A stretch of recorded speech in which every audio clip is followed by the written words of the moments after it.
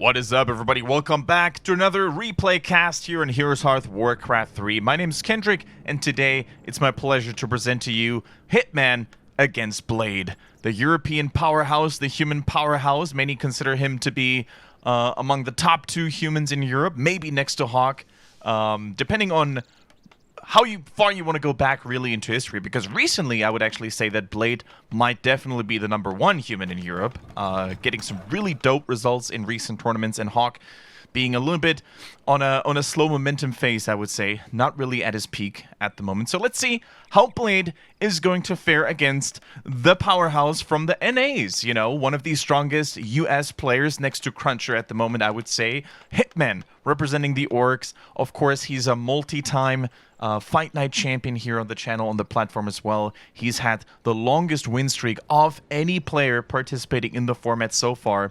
And let's see if Neutron, our new champion, can actually pull even, or maybe even overtake him at some point. But we're going to Amazonia, and the human-orc matchup, I think, especially if you consider certain recent events, has gone under, or has undergone a lot of discussion about balance, about fairness, and who's got the upper hand. For a long period of time in Warcraft 3 history, humans proved to be the bane of orcs in that matchup. And even to this day, if you ask Hitman, for example, he doesn't feel very comfortable playing against humans, because there's a lot of tools that human players can use to make the life of an orc a living hell, really. Most importantly, the slow from the sorceresses, the AoE control, the damage stun CC control from the Mountain King, especially against the TC later on, should the Orc decide to go for that route. But yeah, recently, Orcs have found better and better ways to deal with humans. Most importantly, because of Lin, I think, and his build that includes tons of shamans, and that hero, that gentleman riding a wolf that you can see right now, Hitman also use, the Farseer. He celebrated a huge comeback into the meta in this matchup. So the wolves for early harass and early scouts, very useful, and later on, of course, reinforced by a TC with Stomp over and over again. Then, of course, Orc players seem to have really gotten very good at utilizing speed scrolls, one of the most powerful weapon in their arsenal. 50 gold, and you basically boost your entire army and counter any slow or root effects, slow effects that the human player could have, you know, especially from the sorceresses, of course. So you essentially counter one of the most crippling factors that is human slow, simply by carrying 1 or 2 speed scrolls with you at all times. So let's see if Hitman is going to follow that advice. He already picked up the first one and has it in his pockets, and he's immediately going to go over. He found where the human opponent was creeping with militia on Amazonia. You don't really have to be a rocket scientist to get that done, because the map is very predictable and very small at that. So the first altercation here for footies. By the way, I love what Blade is doing, really sending a footman that is getting close to 50% health, or maybe even lower a little bit, sending them back immediately, so the Farseer and the wolves cannot harass that one even more. Here's a very common phenomenon that we see in early skirmishes between orcs and humans as well. The Farseer basically right-clicking the wolves on the Archmage, so that the Archmage will have to retreat, or at least stutter-stepping at all times. So this is a really efficient harassment method that Orc players have used more and more lately. We see a tech coming through. We see an Arcane Tower in production, because, of course, the Arcane Tower against the wolves, so good. Is he going to wake up the creeps, Hitman that is? No. Decides not to, but he's basically on the chase right now. A lot of Archmages, they like to go, or a lot of human players on their Archmage, they like to go for Boots of Speed, for exactly that matter, so they have that additional movement speed to escape the Farseer and to be the one kiting instead of being the one running all the time. So very well done here. By the way, waking up these trolls is always such a gamble, I feel. You never know where the trolls are going to throw their nets, you know. You never know who's going to get ensnared at some point, so definitely... Oh my goodness, is he going to get surrounded? Hitman got himself surrounded because he was casting the wolves. That 1 second where you stand still as a Farseer casting the wolves. Oh my god, is he going to die? No way! That was a level 2 Farseer. Oh, he didn't even have a TP. He didn't have a TP, he sold it. Oh, he sold it to get the early items. Oh, then the surround, of course, gets twice as bad. Oh, and he forced the TP, though, coming in from Blade, who now sold his TP. Oh, what a blunder and what a nice catch by Blade. Basically, sometimes when you move your heroes around the map, they will usually take the shortest route to that specific target movement point. And that oftentimes includes the heroes running close to trees, running close to a bit of forest. And that, if you're paying attention to it as an opponent, will mark exactly the moment to surround, because the trees are covering extra space. So instead, let's say 5 units or 4 units, you sometimes only need 3. So that was very well done by Blade. Nice snipe on the water elemental now by Hitman, but that was such a big investment. Such a big chunk of experience going over to the Archmage, and of course the Tavern revive. So huge. Beautiful block on that grunt, man. I'm not sure what Hitman was thinking there. He probably either was mis-rallying a grunt and not having it under control, or he was deliberately trying to get that distraction going so he could take the mercs, so he could take the creeps. So anyways, man, what a bloody game. No, let's watch this. Let's watch this. Can Blade snipe it? No, Hitman got the experience. That is nice. That at least is a little bit of a win here after taking L after L. Losing the Farseer, losing that grunt. Ay, ay, ay, ay, ay. But now we have the Moo Moo Cow in the race. The TC, over the last couple of weeks, has proven to be the most impactful hero in this matchup. Stomp after stomp, he's going to have to deliver for the Orc forces to reign supreme. It's basically sometimes a race of CC, I feel like. Who has the better hero control? Who has the better game? Is it the Orc player with a TC, or is it the human with a Mountain King? Are we going to see the Lin build, by the way? Yes, we see Shamans coming through, more grunts. I don't think we have any upgrades. Nope. No upgrades for the Orcs so far, so 0-0 grunts. I wonder if he's going to upgrade that at some point. Ooh, Hitman, he's trying to go for a Mountain King surround using the level 2 Spirit Wolves, but I don't think it's going to happen. The surface... The terrain is too wide open. Wait a minute, am I being proven wrong here? No way, is he gonna do it, the Madman? How long is the duration on the wolves? Actually nice, here comes a stun too. The creeps are getting woken up though. That's not good. That's actually not good at all. The stun and the TC proved to be the crippling factor here. But still, the wolf block is real. But now reinforcements have arrived and the Mountain King is safe for now. Man, Amazonia, because of those golems, they never sleep. Otherwise he could have maybe had it. He could have maybe had it. Oh, Stormbolt onto the grunt. Is Hitman gonna try to deny it? Doesn't matter, he won't get it. Another grunt falls. And now let's see what the human player Blade is building up behind. Priest coming through. Very nice. Rifleman? Yes. Rifleman transition is going. Another nice block here by Hitman. Really using this Dire Wolf to almost maximum efficiency.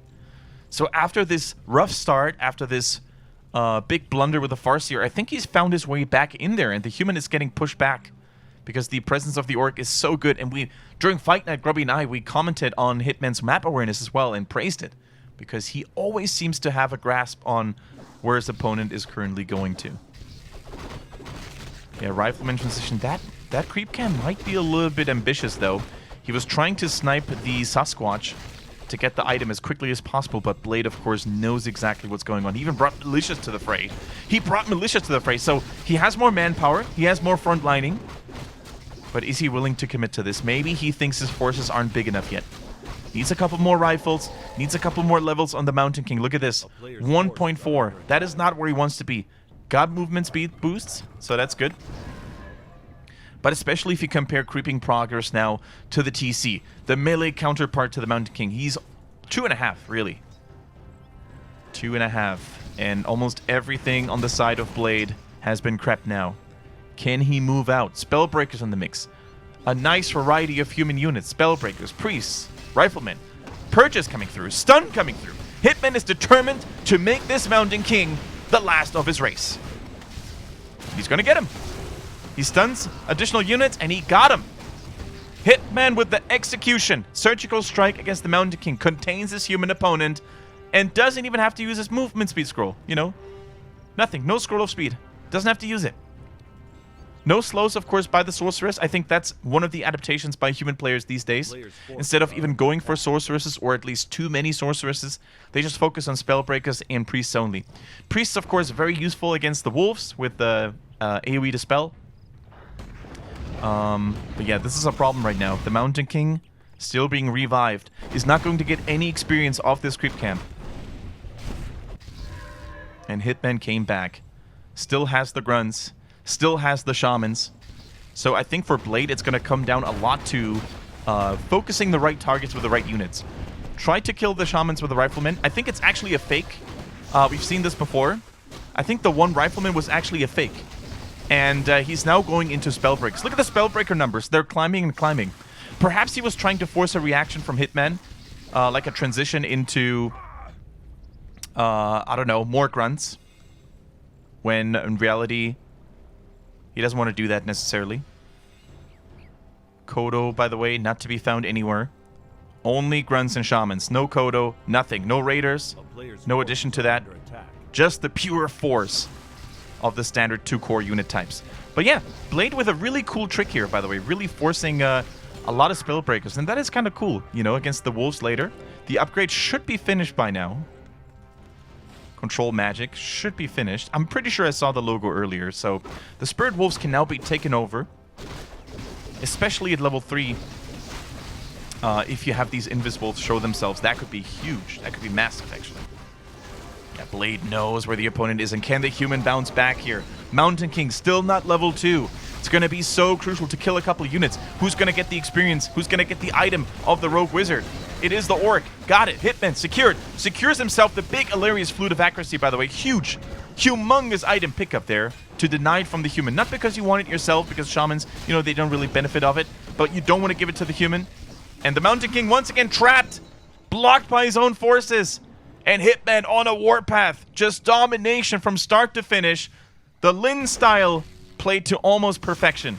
Catches one unit after the other. Speed scroll this time not used defensively, but aggressively to catch up to these fleeing human units. And one of the best human players in Europe, Blade, he's getting schooled right now by Hitman. Utilizing the level 4 TC, the hero level difference might be too big at this point. The gap might not be caught up for Blade at this point. What can he do, really?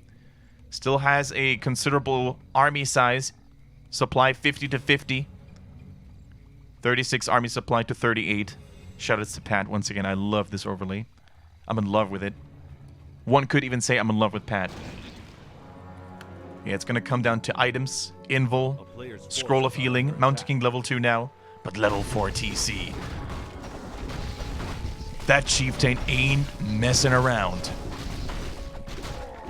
By the way, sold? No, gave it over to the Farseer, the Flute of Accuracy. I mean, it's boosting his own damage up a little bit. But I think if Hitman was ever close or short on money, he would certainly sell that item first. Ooh, can one creep jack perhaps make all the difference? This is the best way for Blade to find a good fight. There is no TP available for the Orc player for Hitman. He hasn't bought a single TP scroll the entire game. Now caught between a rock and a hard place. Took a little bit of damage. The army in disarray of the Orc from the previous creep camp. Scroll of the Beast needs to be dispelled immediately or stolen by the Spellbreakers. That works too. Blade is using the Militia to provide additional manpower in this fight. Where's the Mountain King? Where's the Archmage? This time, though, items are there to protect his heroes. Use the Scroll of Healing right now. The TC, though, going rampage in the backline of the human. Level 5 for the Farseer. Level 3 Woofies are now unleashed. And the human forces, they're getting decimated one after the other. Hero focus is real. Hitman is dominating. The Kodo is coming in for additional damage on the entire forces. And level 5 for the TC. That is no yoke. And I think Blade, he looked good at the beginning of this fight, but ultimately there was nothing he could do. And Hitman, the US poster child, reigns supreme. I think this really showed the strength of Orc in this matchup at the moment, and the reason why a lot of human players are complaining about speed scrolls, about shamans being very potent, about the TC just scaling out of control with Stomp at some point. And it really comes down, though, to the TC positioning, the TC control. Speed scrolls, of course, help against that, because previously they were oftentimes crippled by the slow, but Orcs have become so apt at just predicting the humans' movement patterns, using speed scroll when necessary, and going for Stomp. It's just very pretty. It's very cool to look at, especially if you're a fan of the Orcish race. And it's now going to be up to the humans, I feel, to come up with a decent counter. That may take several weeks or months, but there's a lot of good human material out there. I think European humans will have to look especially at the Asian humans on Infi, on TH and see what they're doing. For maybe even Chimiko, who's been looking so solid lately, and find some inspiration there. Yeah, I hope you guys enjoyed this. Hope that for some Orc players amongst you even, might prove to be valuable inspiration source. So thank you guys for watching. Hope you guys enjoyed it. And if you did, let us know by dropping a thumbs up, leaving a subscription, and maybe even a comment if you want to communicate with yours truly, Kendrick. I'll see you in the next episode. Take care, guys. Peace.